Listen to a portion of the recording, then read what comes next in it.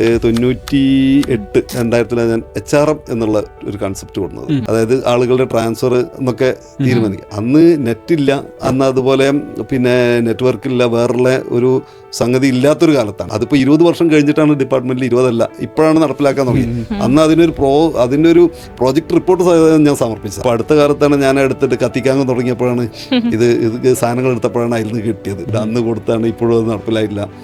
അപ്പോൾ അത് ഉണ്ടാക്കി അത് ഇതുപോലെ പാതി വഴിയിൽ വെച്ചിട്ട് ഫുൾ ഫ്ലഡ്ജഡ് ആയിട്ടൊന്നും എനിക്ക് റൺ ചെയ്യിക്കാൻ എനിക്ക് കഴിഞ്ഞിട്ടില്ല. അതായത് ഒരു ടൈപ്പ് ഉണ്ടാക്കി എന്നല്ലാതെ അത് ഗവൺമെന്റിൽ കൊടുക്കാനോ ഇല്ലെങ്കിൽ അത് ഏറ്റെടുക്കാനോ ഒരു തയ്യാറായില്ല. അതുപോലെ തന്നെ അവസാനം കണ്ണൂരിൽ ഉണ്ടാക്കിയ ലീസിന്റെ സോഫ്റ്റ്വെയർ, അതും തന്നെ ഒരു എന്താ പറയുക, ലാസ്റ്റ് മിനിറ്റിൽ എനിക്ക് ആ ട്രാൻസ്ഫർ വന്നതോടുകൂടിയിട്ട് എനിക്ക് പിന്നെ പൂർത്തിയാക്കാൻ പറ്റാതെ, എന്തായാലും നമുക്കൊരു ഇങ്ങനത്തെ പൂർത്തിയാക്കണമെങ്കിൽ നമുക്കൊരു മിനിമം സമയം നമുക്ക് അവിടെ കിട്ടണം. പ്രൊജക്ട് ഉണ്ടാക്കാൻ മാത്രമല്ല, ഇത് ആളുകൾക്ക് പഠിപ്പിച്ചു കൊടുത്ത് അവരെ ഇതിലേക്ക് അഡാപ്റ്റ് ചെയ്ത് കൊണ്ടുവരണമെങ്കിൽ കുറച്ചൊരു പ്രയാസം.